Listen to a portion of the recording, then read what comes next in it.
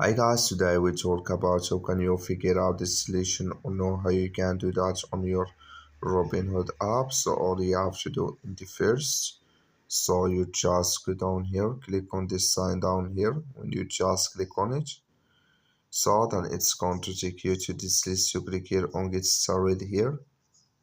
When you just click on it, it's going to show for you a list like this, and you sign up here with individual account required here.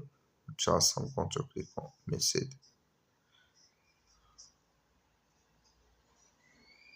So I'm going to try here to sign up with account.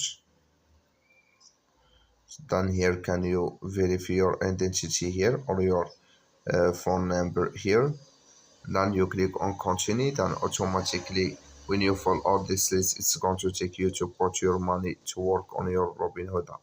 That's all. Thank you for watching. Don't forget to support us by liking.